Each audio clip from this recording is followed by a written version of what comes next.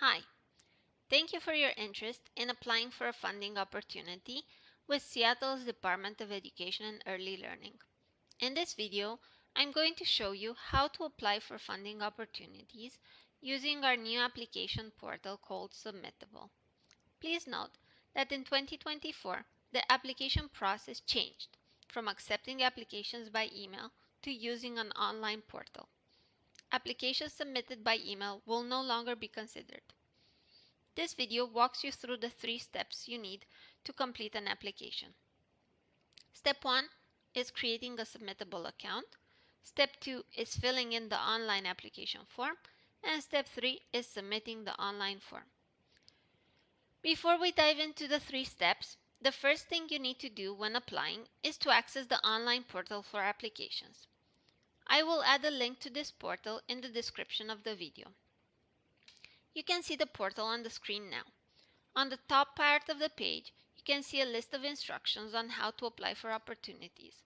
The 3 steps I mentioned, creating an account, filling in the application, and submitting the application, are also summarized here. In the bottom part of the page, you will see a list of open opportunities.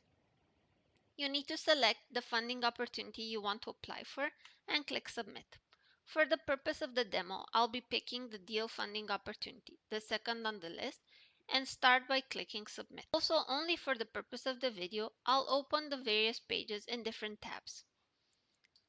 This prompts me to a page that either requires me to sign up or sign in. If you're a new user to Submittable, which is the case for vast majority of you, you'll need to sign up. Clicking on the sign up button gets me to a page where I need to provide my email, confirm my email, provide a password, my first and last name. Let's discuss a frequently asked question that we get from applicants. Assuming you're an organization, whose email should your organization use when signing up? Our recommendation is that you designate one individual from your team that will create the submittable account. They will then also be the ones that submit the application from the same account. Why is this important? Because the email that links to your submittable account will also be the primary contact that receives any email updates about the application from the Department of Education and Early Learning.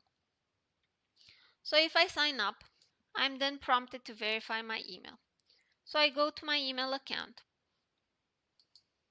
and you see I've already received one email welcoming me to Submittable and one email asking me to confirm my email address. I go ahead and confirm my email. This completes the first step of the application process.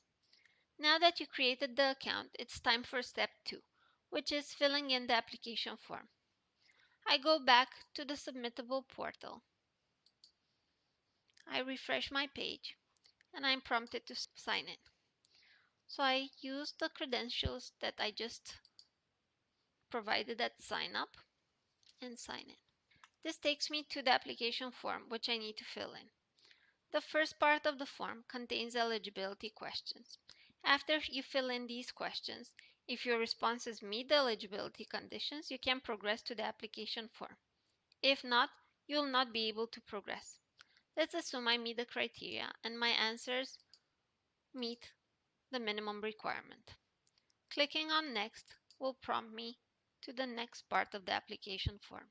Here, after you fill in the details, you can save a draft and return to it another day before the deadline.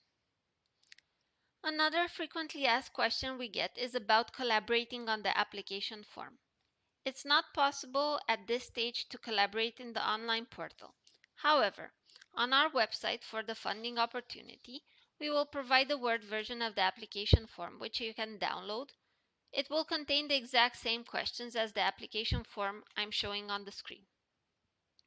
If you decide to use the Word version for collaboration, just remember that you need to transfer all your final responses from the Word template to the online application form before the deadline. Sending the Word version by email will not be accepted. Once you fill in the application form, I will just fill one field for the purpose of the demo. you can submit your application. This is the final step. Very important is to make sure you submit before the deadline because the portal automatically closes at deadline and you'll not be able to send it anymore. Also, it's very important if you had saved the draft version of your application, please go back and submit it before the deadline. Any saved drafts but unsubmitted will not be considered as an application. We've submitted the application, and the next step is very important to go to your email account and make sure that you received an email confirmation that your application has been submitted. If for any reason you have not received this email, please reach out as soon as possible by email to our team. I'll add the email in the description of the video. Now, let's say you want to save a copy of your submission for your retention purposes. After submitting the application, you can do this by going back to your account and seeing your submissions. I click on my submissions. I click on the name of the submission. I go to the Forms tab, and this allows me to download the PDF version. So there you have it. In these 3 steps, you submitted your application for a funding opportunity. Thank you for watching, and we look forward to receiving your applications.